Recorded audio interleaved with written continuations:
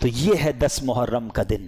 یہ دن گھومنے پھرنے کا دن نہیں ہے. لوگ پکنک منانے جاتے ہیں, چھٹیاں مل گئیں, اب جناب گھومنے پھرنے جا رہے ہیں. یہ بڑا ہسٹوریکل ڈے ہے, یہ عبادت کا دن ہے, اللہ کو یاد کرنے کا دن ہے.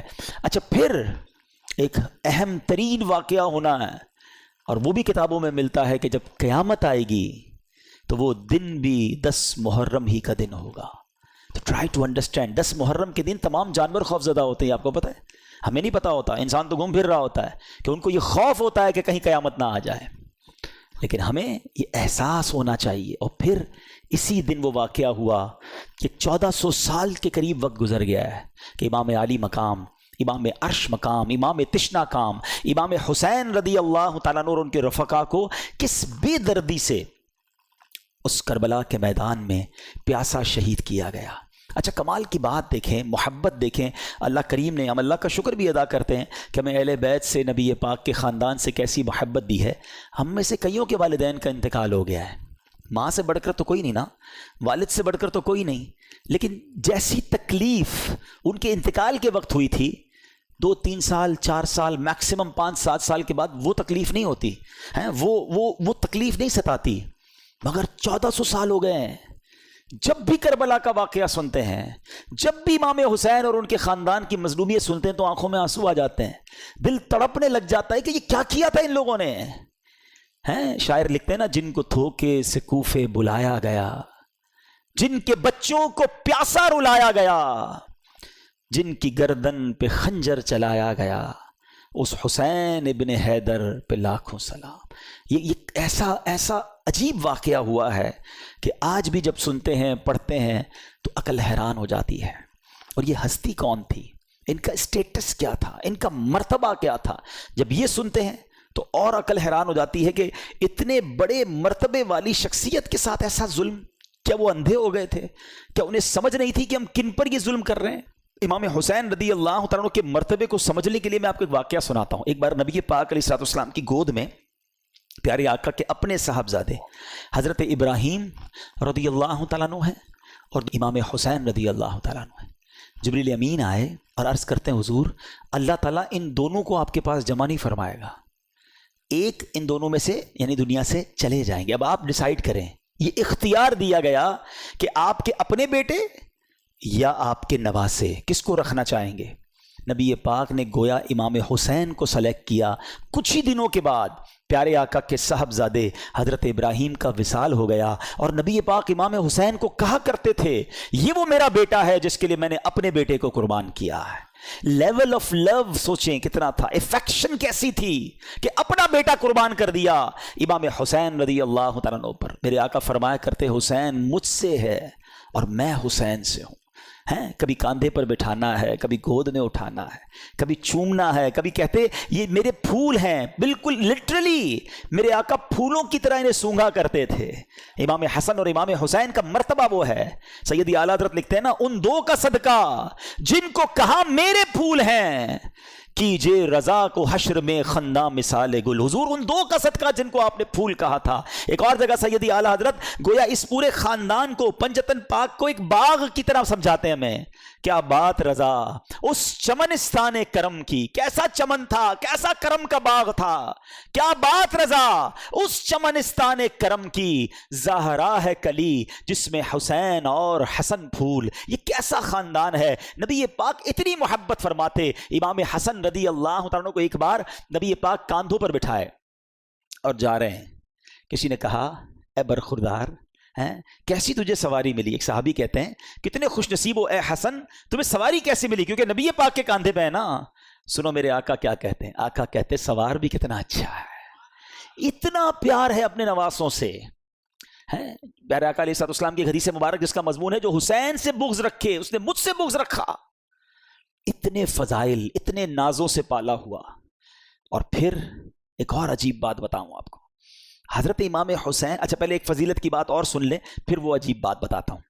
ہمارے گھر میں بچہ پیدا ہوتا ہے, ہماری خواہش ہوتی ہے کسی مولوی صاحب کو ڈھونڈیں, اذان دلوا دیں, کوئی اور نیک آدمی مل جائے تو ان سے گٹی دلوا دیں. شہد چٹا کے لوگ بچے کو چٹا دیتے ہیں یا کھجور چھوٹی سی کھلا دیتے ہیں. یہ تحنیک ہے اور یہ سنت ہے, کرنا چاہیے, اچھی بات ہے. آج کل تو ڈاکٹر الاؤ نہیں کرتے. لیکن امام حسین کی قسمت پر ہماری جانیں قربان. ویری فرسٹ جو خوراک آپ کے منہ میں جاتی ہے نا، ایسا نہیں تھا کہ ان کو شہد چٹایا گیا یا ان کو کھجور کھلائی گئی. امام حسین کی منہ میں نبی پاک نے اپنی زبان داخل کر دی. پہلی خوراک لعاب مصطفیٰ ہے صلی اللہ تعالیٰ علیہ وسلم. آپ سوچیں سٹارٹ کیسا ہے کہ زندگی میں اگر پہلا کچھ لقمہ کھایا ہے یا کوئی چیز حلق کے نیچے جا رہی ہے تو وہ سرور کائنات علیہ الصلوۃ والسلام کا لعاب دہن ہے. اذان کس نے دی؟ آپ کے امام حسین کی کانوں میں اذان دینا بھی ان کی نصیب. دیکھیں کہ ان کے کانوں نے پہلی آواز سنی اللہ اکبر، اللہ کا نام سنا، اور زبان تھی حبیب خدا کی. ہائے ہائے ہائے، کیا بیان کریں ہم. ہمارے پاس تو سچی بات بتاؤں، ہماری اوقات بھی نہیں ہے. ہمارے پاس نہ وہ الفاظ ہیں نہ ہماری اوقات ہے کہ ہم حسنین کریمین اور اس گھرانے کی شان بیان کریں. ہم تو بس صدقہ لینے جمع ہوئے ہیں، خیرات لینے جمع ہوئے ہیں کہ کچھ ان کا ذکر کر لیں. اور وہ شاعر کہتے ہیں نا، کچھ نواسوں کا صدقہ عطا ہو، در پہ آیا ہوں بن کے سوالی. ہم تو صدقہ لینے جمع ہوئے ہیں، نہ ہماری اوقات ہے نہ ہمارے پاس کچھ پیش کرنے کو ہے. تو یہ وہ ہستیاں ہیں.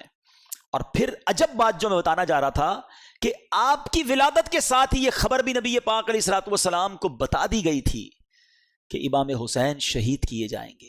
فرشتوں نے آ کر بتائی تھی، اور ایک فرشتے نے تو آپ کو اس جگہ کی مٹی بھی لا کر دکھائی کہ حضور یہ وہ جگہ ہے جہاں امام حسین کو شہید کیا جائے گا. یہ سب کیا تھا؟ اچھا، امام حسین کو خود بھی پتا ہے، بی بی فاطمہ کو بھی پتا ہے، اور مولا علی کو بھی پتا ہے، کئی صحابہ کو پتا تھا کہ شہید کر دیے جائیں گے. اور یہ بھی بتایا گیا کہ حضور آپ کی امت ہی شہید کرے گی. لیکن ایک بڑا جس کو کہنا کہ ریلیونٹ کوسچن پیدا ہوتا ہے کہ پوری لائف میں کہیں پر بی بی فاطمہ نے نبی پاک علیہ الصلوۃ والسلام سے عرض کیا ہو کہ اے بابا جان، آپ حسین سے اتنا پیار کرتے ہیں، میرا بھی لخت جگر ہے، آپ اللہ کی بارگاہ میں دعا کریں یہ جو امتحان آپ نے بتایا آئے گا یہ ٹل جائے، حسین کو شہید نہ کیا جائے، اس کو اتنا ستایا نہ جائے. کبھی مولا علی نے دعا کے لیے نبی پاک سے عرض کیا ہو کہ حضور سارا مدینہ آپ سے دعا کرواتا ہے، اپنی مشکلیں حل کروانے کے لیے آپ اپنے نواسے کے لیے بھی دعا کر دینا. کسی نے دعا نہیں کروائی. What is the reason behind this? یہ بڑا امپورٹنٹ کوسچن ہے اور یہی سمجھنا ضروری ہے. Everybody knows about the incident of Karbala. سب کو معلوم تھا کہ کربلا میں ہونا ہے، کچھ شہید ہونا ہے امام حسین نے، مگر کسی نے دعا نہیں کروائی یا خود کی اس مصیبت کے ٹلنے کے لیے. سبحان اللہ. اس کا مطلب یہ ہوا everybody is prepare for that examination. یہ سب تیار تھے اس امتحان کے لیے، یہ اپنے بچے کو پال رہے تھے شہید ہونے کے لیے. یہ ہے نبی پاک کا گھرانہ. کہتے نا شاعر، زباں پر شکوائے رنجو علم لایا نہیں کرتے، نبی کے نام لیوا غم سے گھبرایا نہیں کرتے. اور یہ ہم سب کے لیے لیسن ہے. آج میں اپنے بیان میں صرف آپ کو واقعہ کربلا یا اس کربلا کے جو حقائق ہے وہ نہیں بتانے آیا. یہ تو کئی بار ہم نے سنے ہیں کہ کیسے لڑائی شروع ہوئی تو کب پانی بند ہوا تو پہلا وار کس نے کیا تو پہلا شہید کون ہوا. یہ واقعات ہم سنتے رہتے ہیں، مگر فرق کیا پڑتا ہے میری اور آپ کی زندگی میں؟ ہم امپلیمنٹیشن کیا لے کر جاتے ہیں؟ ہم میں سے کئی وہ ہیں جن کی زندگی میں 40 بار عاشورہ آیا ہوگا، کسی کی زندگی میں 30 بار آیا، کسی کی زندگی میں 50 بار عاشورہ آیا. عاشورے کا دن اتنی بار آیا، فرق کیا آیا تمہاری زندگی میں؟ تم نے اپنی زندگی میں کیا سیکھا اس واقعے سے؟ آج ہم کچھ سیکھ کر اٹھے نا کہ پیغام کیا دیتا ہے کربلا کا میدان، یہ واقعہ سکھاتا کیا ہے مجھے اور آپ کو؟ پہلا میسج یہ سمجھو کہ ہر بندہ تیار تھا امتحان کے لیے، اور آج ہم ہیں کہ چھوٹا سا امتحان آ جائے تو زبان پر شکوہ ہے، شکایات ہیں، کمپلینز ہیں، بس یار بہت پریشان، سر میں درد ہے کہ جاتا نہیں، پیٹ کا درد تڑپاتا رہتا ہے، بس ہر وقت کمر میں درد رہتا ہے، بھائی کاروبار بڑا ہی مندہ ہے، طبیعت میں مزہ نہیں ہے، بس یار پریشان ہوں، پتہ نہیں کیا زندگی کو ہو گیا. جس کو دیکھو کمپلینز ہیں، شکر نہیں ہے، اور آزمائش کے لیے پریپیئر بھی نہیں ہے کیونکہ قرآن نہیں پڑھتے. حالانکہ قرآن میں رب عز و جل نے باقاعدہ اناؤنس کر دیا ہے. سورہ بقرہ کی بڑی مشہور آیت ہے، کئی بار سنی ہوگی، وَلَنَبْلُوَنَّكُمْ بِشَيْءٍ مِّنَ الْخَوْفِ وَالْجُوعِ وَنَقْصٍ مِّنَ الْأَمْوَالِ وَالْأَنفُسِ وَالثَّمَرَاتِ وَبَشِّرِ الصَّابِرِينَ الَّذِينَ إِذَا أَصَابَتْهُم مُّصِيبَةٌ قَالُوا إِنَّا لِلَّهِ وَإِنَّا إِلَيْهِ رَاجِعُونَ. اچھا، اسی آیت سے پہلے جو آیت جہاں سے سٹارٹ ہوا، یہ ٹاپک سٹارٹ ہوا تو کیا فرمایا؟ یا ایھا الذین آمنوا استعینوا بالصبر والصلاۃ ان اللہ مع الصابرین. پہلے سے قرآن گویا آپ کا مائنڈ سیٹ کر رہا ہے کہ دیکھو اللہ صبر کرنے والوں کے ساتھ ہے. اے ایمان والو مدد طلب کرو نماز سے اور صبر سے. اور پھر کہا اللہ صبر والوں کے ساتھ. اور پھر آگے ٹاپک شروع ہوتا ہے کہ ہم ان قریب تمہیں آزمائیں گے. وَلَنَبْلُوَنَّكُمْ. کن چیزوں سے؟ اچھا لسٹ بھی دے دی قرآن نے. تمہیں بھوک سے آزمائیں گے, غربت آ جائے گی, تمہارے پھل کم ہو جائیں گے, تمہارا مال کم ہو سکتا ہے, تمہیں خوف بھی ہو سکتا ہے دشمن کا, ڈیفیکلٹیز آ سکتی ہیں لائف میں. لیکن پھر آگے کیا کہا؟ وَبَشِّرِ الصَّابِرِينَ.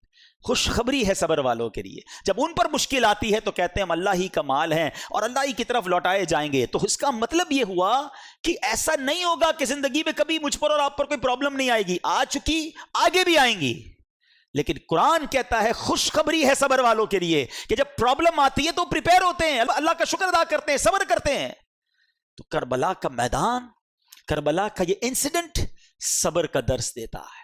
آج سے نیت کریں کہ مشکلوں پر بے صبری نہیں بلکہ صبر کا دامن تھامیں گے, اللہ کی رضا پر راضی رہیں گے. اب آگے چلتے ہیں. یہ کربلا کا جب واقعہ ہوتا ہے تو امام حسین رضی اللہ عنہ کو تو دھوکے سے بلایا گیا نا. آپ تو لڑنے تو گئے نہیں تھے.